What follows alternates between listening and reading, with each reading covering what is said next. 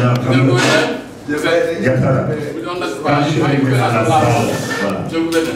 n'a pas joué la vous avez dit, on a consigné, c'est pourquoi vraiment on laisse continuer comme ça. Bonne continuation. Allez.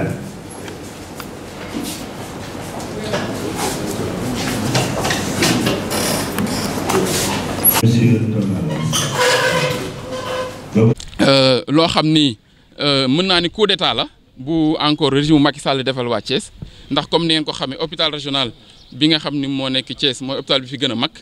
te conseil régional doon ko yoroon ko te après ñu jébbal ko conseil départemental gouverneur dafa ànd ak waa ministère de la santé ñëw daal di fi nee na dafay installé Talla Sylla comme kii nga xam ne mooy maire de la ville. Or amul benn texte buy wax ni maire ville moo war a nekk président conseil d'administration bu hôpital sinon su fekkente ni ville bi dafa tombeek département bi loolu moo am Dakar moo am Pikine moo am Guédiawaye mais ville Thiès ak ville Rufisque tombewul ak département bi kon département bi moo yor hôpital régional. Malheureusement gouverneur xam na ni ñun bindoon nañu lettre ministre bi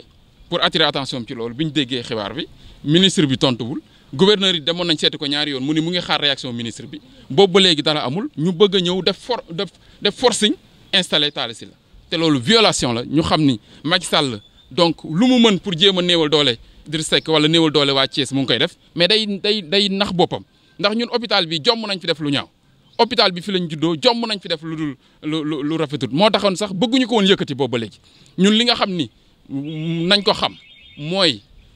malgré li ñu def ñun dinañ continuer di jàppale hôpital bi dinañ continuer di dugal suñu loxo ci hôpital bi li ñu fi def kenn defu ko fi defe naa ni salle bi miin nañu ci ñëw joxe ay dons ñëw joxe ay matériel pour jàppale hôpital régional ñëpp xam nañ ko kon ñun defe naa ni ñun loolu du ñu découragé mais nag dinañ ko yóbbu ci yoon yóbbu ko ci yoon mooy yóbbu ko Cour suprême wax ni violation yi nga xam ni yëpp am na ba ñu ñëw imposer di bëgg ñu forcer Talla Sylla te amul benn compétence amul benn njëriñ ci Thiès amul benn njëriñ ci hôpital bi ndax article 170 wane na ni hôpitaux de niveau 1 rek la maire ville mën a gérer deuxièmement article 309 dafa leer ci côté boobu aussi maire ville sax amul compétence su gérer hôpital niveau 1 gis ngeen Tivaouane président du conseil d'administration départemental bi lañ fa installé Mbour président conseil départemental Mbour lañ installé foofu kon Thiès président conseil départemental lañ def d'autant plus que Thiès moo ëpp niveau hôpitaux yooyu sax ñuy wax Mbour ak Tivaouane kon maire ville loolu échappé na ko donc kon ñu xam ne rek encore une fois violation la ñu dëkkee ak ñun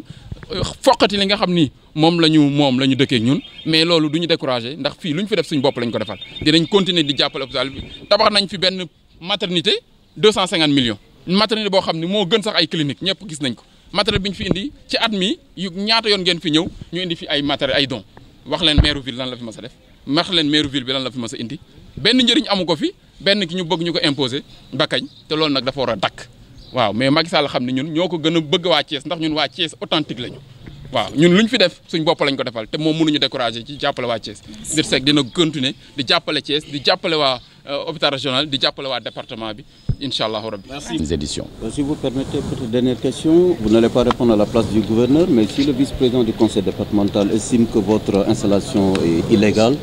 puisque le gouverneur aurait enfreint, disons, la loi, et il compte l'attaquer au niveau de la Cour suprême, est-ce que le PCA que vous êtes a un mot sur cette interpellation? Non. Merci. Merci beaucoup. Je voudrais vous saluer et encore une fois dénoncer une énième forfaiture du régime de Macky Sall à l'endroit des Thiessois. Nous venons d'assister avec la complicité du gouverneur à une violation de la loi et des textes qui régissent la gestion des hôpitaux du Sénégal par l'installation illégale donc du maire de la ville de Thiès, Talla Sylla, comme président du conseil d'administration de l'hôpital. Alors que les textes sont clairs sur la gestion des hôpitaux donc publics, c'est le président du conseil départemental, après la réforme de 2013, qui est compétent pour assurer la présence du conseil d'administration de l'hôpital. Aujourd'hui, avec la complicité du gouverneur, le ministère de la Santé a demandé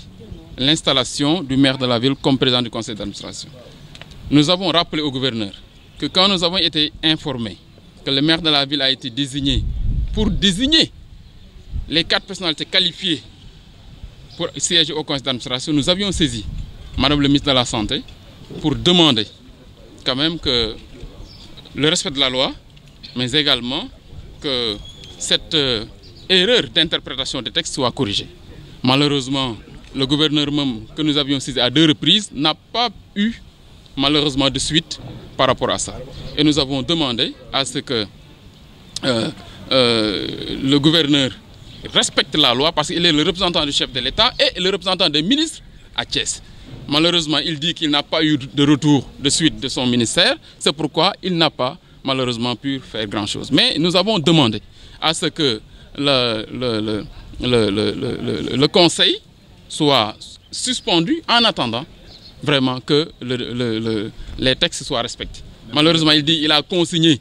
tout cela donc, sur le PV. Il demande, donc il va transmettre donc, au ministère en attendant la réaction du ministère. Nous avons estimé que c'est une violation de la loi, c'est une violation flagrante encore donc, des textes qui régissent l'hôpital régional et c'est une forfaiture. Et certainement, vous comptez l'attaquer? Non, on compte l'attaquer naturellement devant la Cour suprême parce que ce qu'ils avaient... J'ai d'ailleurs vu un décret du président de la République daté du 7 mars 2017 désignant les 12 membres du conseil d'administration.